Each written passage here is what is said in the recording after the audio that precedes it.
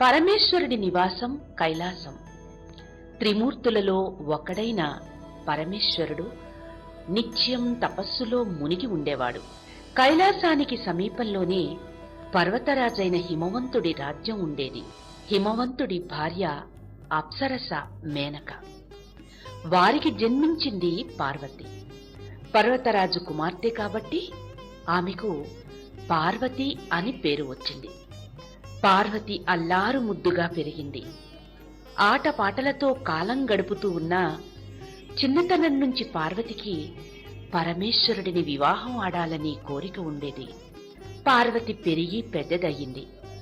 ఒకరోజు నారదముని పార్వతి వివాహయోచనలో ఉన్న హిమవంతుడి ఆస్థానానికి వచ్చాడు. పార్వతిని చూడగానే ఆమె మదిలోని కోరిక తెలుసుకున్న నారదముని హిమవంతుడి వద్దకు వెళ్లి, రాజా, పార్వతికి శివుడిని తప్ప మరొకరిని వివాహం చేసుకోవాలని కోరిక లేదు అని చెప్పాడు. పర్వతరాజు ఎంత చెప్పినా పార్వతి పరమేశ్వరుని తప్ప మరొకరిని పెళ్లి చేసుకునేందుకు ఒప్పుకోలేదు. శివుడికి సేవ చేస్తానని చెప్పడంతో పర్వతరాజు ఆమెను తీసుకుని శివుని వద్దకు వెళ్లి తన కుమార్తె కోరిక చెప్పాడు. శివుడు ఒప్పుకోవడంతో పార్వతి ప్రతిరోజు శివుడికి పూజలు సేవలు చేసేది.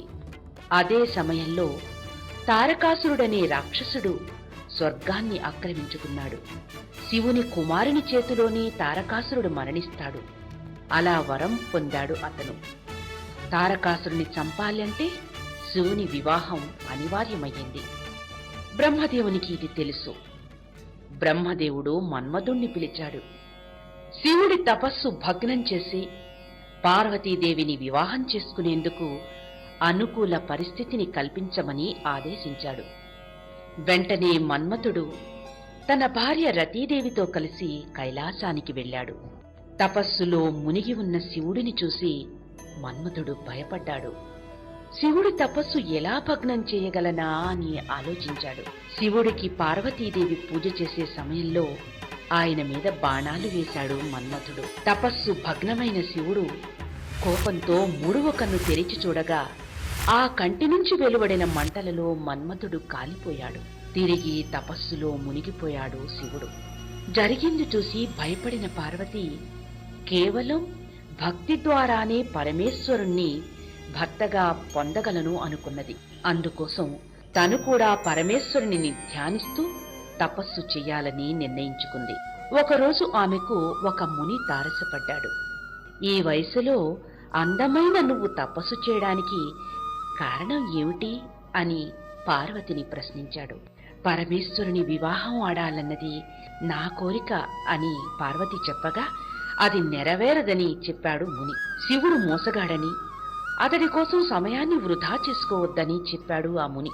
ఈ విషయం మీద పార్వతికి నచ్చజెప్పడానికి ముని చాలాసేపు ప్రయత్నించి విఫలమయ్యాడు. శివుడి గురించి ఎన్నో అబద్ధాలు చెబుతున్న ముని మీద కోపం తెచ్చుకుంది పార్వతీదేవి. చివరకు ఆ ముని తన నిజస్వరూపాన్ని ప్రదర్శించాడు. అతడు ఎవరో కాదు, సాక్షాత్తు పరమేశ్వరుడు. పార్వతిని పరీక్షించడానికి ఆ పరమేశ్వరుడే ఆ ముని రూపంలో వచ్చాడు. పరమేశ్వరుణ్ణి చూసి ఆనందపడింది పార్వతి.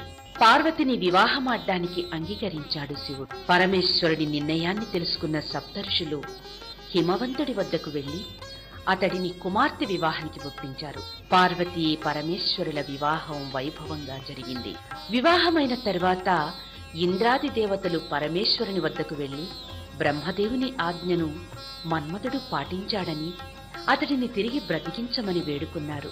మన్మథుణ్ణి తిరిగి బ్రతికించాడు శివుడు. కొద్ది కాలానికే శివపార్వతులకు ఒక కుమారుడు జన్మించాడు. అతడే కుమారస్వామి. 6 ముఖాలతో జన్మించిన అతడిని షణ్ముఖుడు అని కూడా పిలుస్తారు. శివపార్వతుల కుమారుడు వినాయకుడు. అతడు విఘ్నాధిపతి. బాలుడిగా ఉన్న కాలంలోనే కుమారస్వామి దేవతలకు నాయకుడై తారకాసురుణ్ణి వధిస్తాడు. ఆంధ్రదేశంలోని శ్రీశైలం,